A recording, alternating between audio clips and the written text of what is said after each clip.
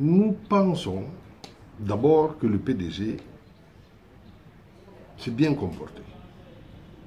Nous avons eu des listes, comme vous l'avez dit, un peu partout. Et un peu partout, nous avons eu des sièges. Pour nous, ce n'est pas rien. Ce n'est pas rien, particulièrement dans le contexte dans lequel nous sommes. Un contexte qui se caractérise par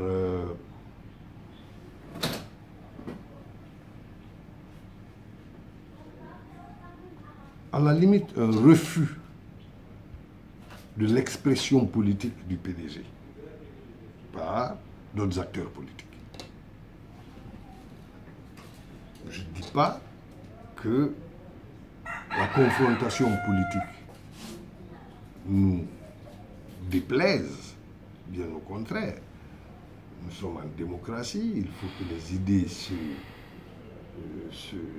rencontrent, il faut que les idées se confrontent pour que les populations choisissent les meilleurs pour elles. Non, je ne parle pas de ça. Je dis bien un refus de l'expression politique du PDG. Et cela, pratiquement depuis 2010. Donc, dans ce contexte, et puisque ces élections se trouvent être celles qui sont les plus à proximité des populations, nous estimons que nous avons bien fait. Donc nous sommes relativement satisfaits de ce point de vue.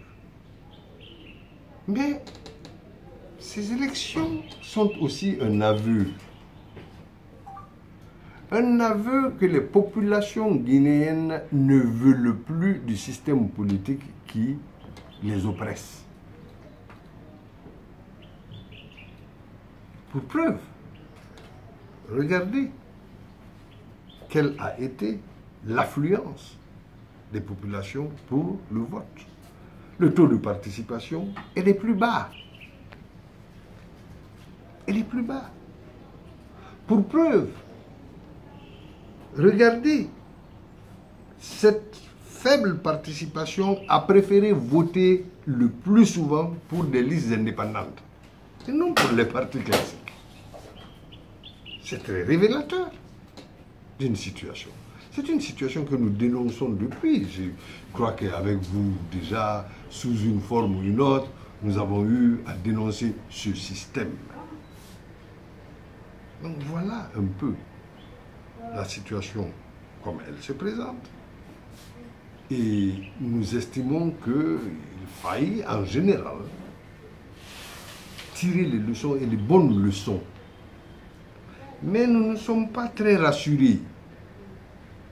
Parce que les conséquences de ce que je viens de citer sont que, essentiellement, les forces politiques veillent s'imposer contre le respect du citoyen, c'est-à-dire du vote du citoyen. On change, on veut que, etc. Il faut que la dominante soit.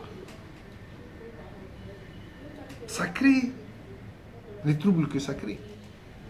On parle de crise post-électorale, forcément il y a des crises post-électorales. Les gens n'y croient rien.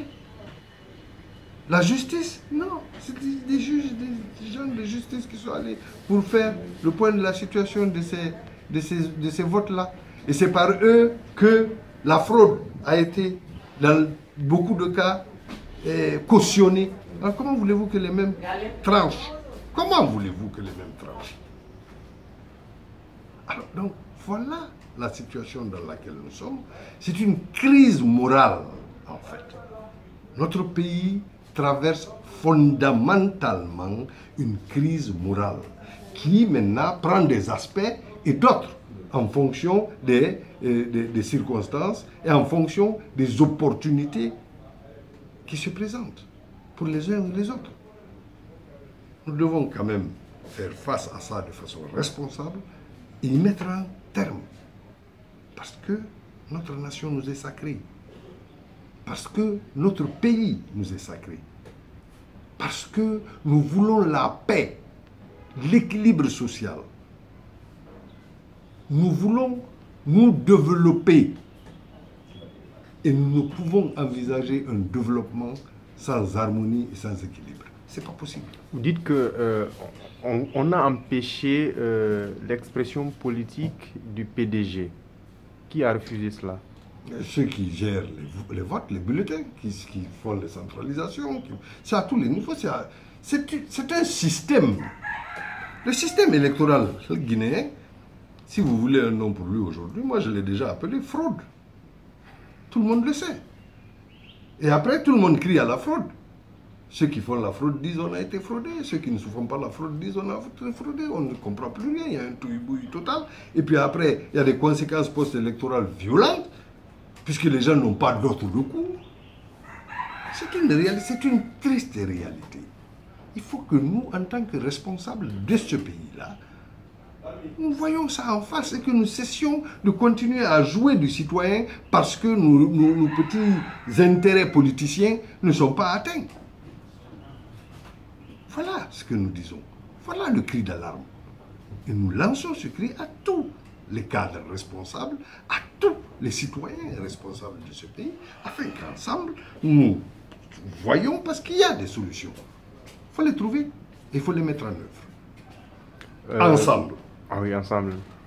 Le PDG a eu combien de conseillers sur l'ensemble du territoire? Je ne peux pas vous dire avec exactitude, une vingtaine. Une vingtaine, sinon peut-être un peu plus, ça dépend. Il y a des endroits où on a eu 3, il y a des endroits où on a eu 4, il y a des endroits où on a eu 2, et il y a beaucoup de 1, mais quand même, sur les 17 listes, on a raclé à peu près plus d'une vingtaine de postes de conseillers. D'accord. Dernière question, nous voyons la candidate du RDIG dans vos locaux ce soir. Est-ce une alliance qui est en perspective? Nous sommes dans les communales. Le RDIG a eu ce qu'il a eu dans une des communes où nous sommes. Nous sommes en train de voir les Guinéens, en tant que Guinéens, d'ouvrir les voies parce que le cloisonnement, d'abord le peuple même ne croit plus en ces partis politiques-là. Franchement, nous voulons qu'à la base, il y ait au moins une harmonie pour que la gestion des communes soit faite au bénéfice des populations de ces communes, des citoyens des communes. Le reste, c'est le reste. Les considérations politico-politiciennes, là, nous mettons au-dessus de ça. Et nous demandons aux collègues qui viennent, personnellement, je suis secrétaire général du parti, je ne fais pas partie de la discussion qu'il y aura, mais certainement, elle est venue pour discuter avec les autres du parti qui sont au niveau, comme elle, des conseillers communaux, pour voir comment on peut harmoniser nos positions. Cela est je crois que c'est une démarche citoyenne que tout parti responsable devrait envisager. Le PDG l'envisage. Qu'est-ce que la victoire de votre grande sœur à Kaloum représente pour vous? Fierté. Beaucoup de fierté. Et revendication, quelque part, de beaucoup de choses. Beaucoup de rejets, de calomnies, de mensonges, qui finalement n'ont pas pu avoir emprise sur les populations. Dieu merci. Donc, quand l'histoire est revendiquée par le peuple, c'est le peuple qui fait l'histoire. On ne peut qu'être satisfait. D'accord, merci beaucoup. C'est à moi de vous remercier.